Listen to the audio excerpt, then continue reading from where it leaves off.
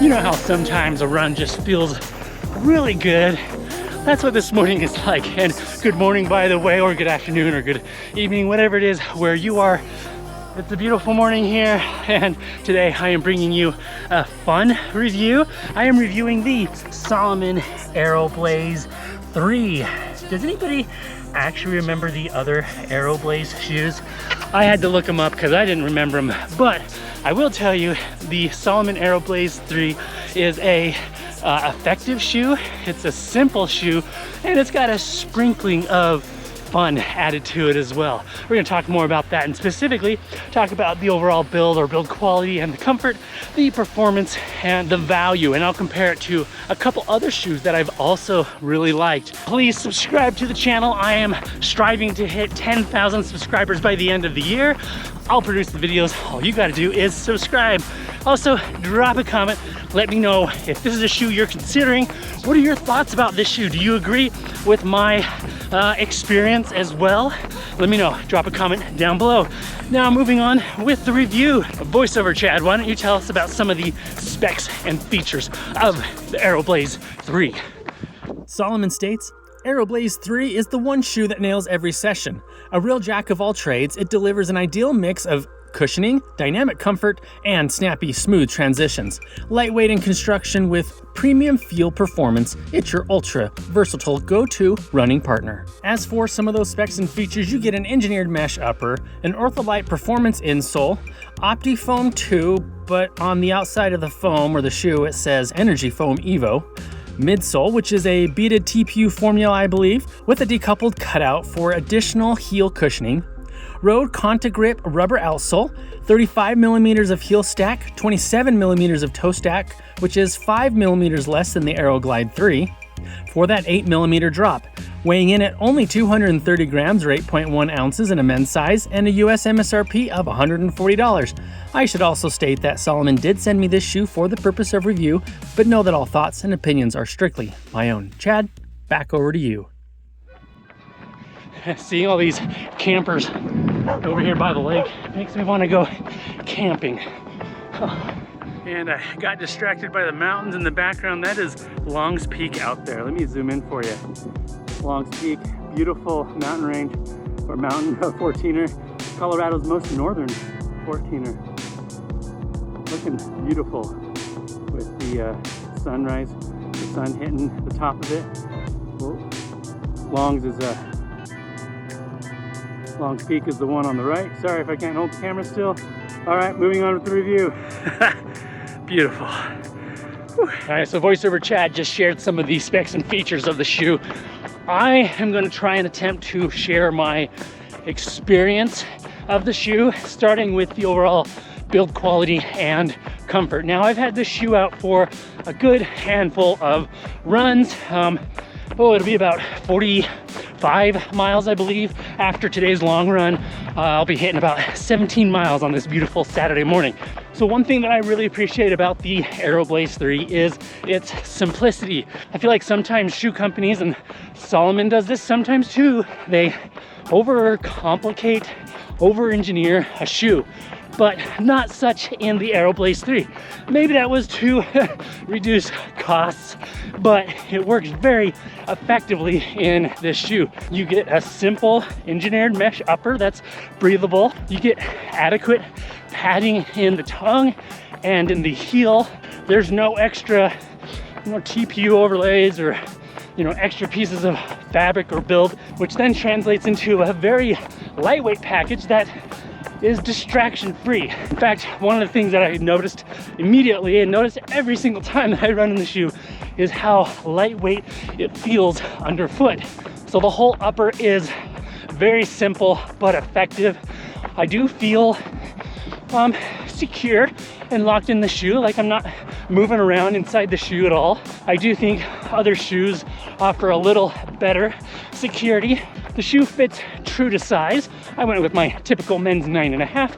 Fits perfectly.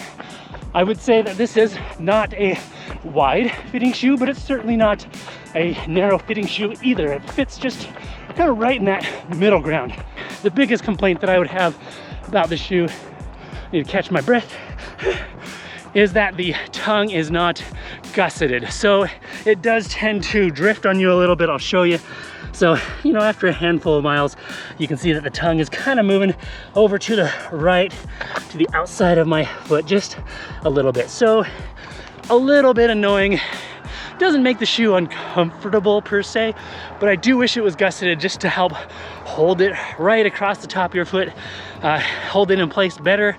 And then of course, having a little bit of a gusset does give you a little bit more of a comfortable hold around your foot. I don't feel like you have to over tighten the laces to get a good locked in feel in the shoe. In fact, I found that it's almost too easy to over tighten the laces, and then you begin to feel them across the top of your foot. So as long as you don't over tighten the laces, the shoe will be very comfortable. And there's no need to over tighten them at all because it's so lightweight underfoot. Now, moving down the shoe to that midsole, it is a TPU based or beaded TPU based midsole. It is soft, it is bouncy and lively. I really enjoy it. From a build quality perspective, it's gonna last a long time. I think you're gonna wear out other parts of the shoe much before the midsole starts to go dead or flat on you. And from a comfort perspective, yeah, like I said, it's soft. It just feels really good underfoot, mile after mile after mile. Speaking of miles, this is a See Chad run video, not a See Chad walk video. Better get back to running. And then moving to the outside and down the shoe a little bit more, you get a really nice decoupled groove in the heel, which actually helps add to the comfort. So what that does is allows your heel more of a place to kind of sink down into the shoe a little bit without adding extra weight or bulk in the actual midsole itself. So again, simple and effective. And then you get that Contagrip rubber outsole. Works great, no complaints. So overall build quality, it gets a thumbs up from me. Yeah, I wish there was a little tweaking here and there, particularly in the tongue to be gusseted, and maybe slightly denser padding in the tongue to make the lacing and the lockdown that much more comfortable across the top of your foot. But otherwise, no room to really complain. And then overall comfort also gets a thumbs up from me. So yeah, really like the shoe from that perspective. But how does it perform?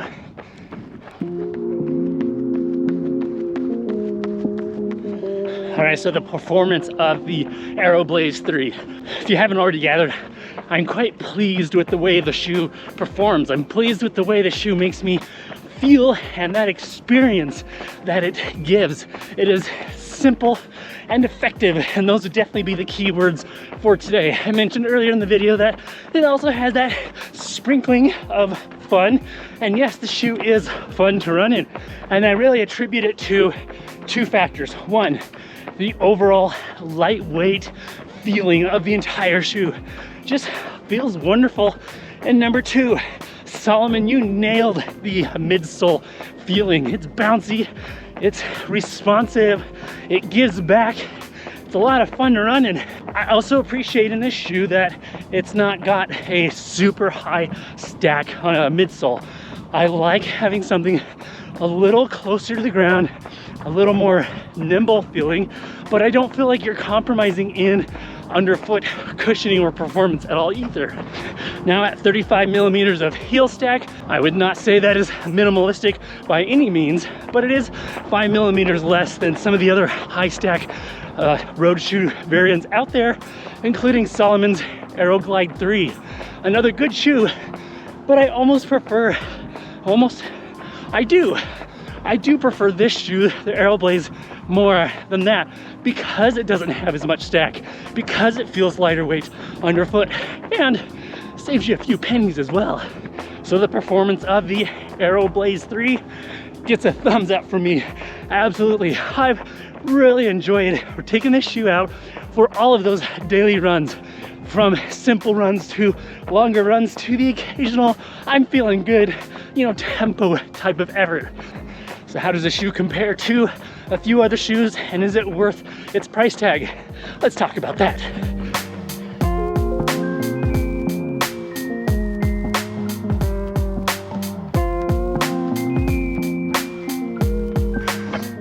It truly is a beautiful morning. I feel really blessed to be out here just enjoying this, and blessed to have a body that allows me to just enjoy mornings, enjoy movement like this.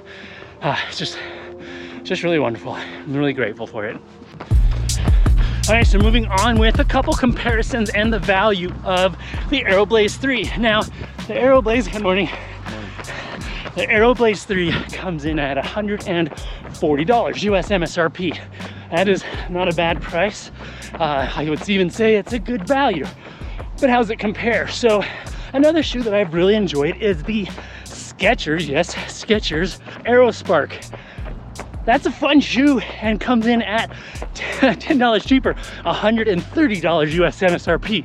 I do feel that the Skechers Aero Spark has the better upper, but I enjoy the underfoot experience, that midsole material, a lot more in the Aero Blaze 3, the Salomon Aero Blaze 3. Another shoe that I've really enjoyed and will be reviewing here on the channel very soon is the Puma Velocity 4. I loved the Velocity 2. I really enjoyed the Velocity 3, although I found that I didn't really think about the shoe much after the review. But the Puma Velocity 4 comes in at $140. So the same price as the Salomon Aero Blaze 3. Has an awesome upper, also feels very lightweight, and has that nitro midsole. I believe it's Puma's softest nitro midsole that they put in any other shoe. Similar to the Skechers Aero Spark and the Salomon Aero Blaze 3, the Puma Velocity 4 is also a shoe that you can do all kinds of runs in. And if I'm straight up honest with you, the Puma's probably the best value of those three shoes, but that's not to say that I haven't enjoyed the Salomon Aero Blaze 3, because I really have. Good golly, why is my arm getting tired? Gotta switch arms here. So I guess what I'm trying to say when it comes to the value of the Salomon Aero Blaze 3, at $140, I think that is a competitive price, but it really needs to be a little bit cheaper in my mind. I would say if you could get this shoe down to about 120, that would be definitely worth picking up. At $130, I think that is a much more competitive price, but I don't think you're gonna be disappointed if you were to buy this shoe. And I would choose the Aero Blaze 3 over the Aero Glide 3, even though the Aero Glide 3 has more stack. I really just like the experience of the Aero Blaze 3. Good morning. Morning. I feel more connected to what's going on underfoot. It still has good cushioning and of course a lively, bouncy experience. Coming back to those keywords, simple yet effective with the sprinkling of fun. That describes the Salomon Aero Blaze 3. Now, what are your thoughts? Do you think $140 is worth paying for this shoe? Or is there a different shoe that you are considering or would consider for your daily miles and something that you can, have a little bit of fun with as well? Let me know, drop a comment down below. All right, I am approaching mile 16, which means I only have about 1 mile left of today's beautiful morning run. I'd also like to thank Salomon for sending me these pair of shoes. Really appreciate it. All the thoughts that I just shared with you are strictly my own, and I am under no obligation to say anything. They're not even gonna preview this video beforehand. I do have a Salomon affiliate link, so if you're interested in any Salomon gear, use my affiliate link. Helps give a little kickback to the channel. I would really appreciate it. I'm gonna go finish up this run, and I'll see you on the next video. Got a lot more content coming, so stay tuned. Remember to be consistent, express gratitude, and enjoy every mile, as I certainly have today in the Salomon Aero Blaze 3. Simple, effective, and fun. See you on the next video. Bye now.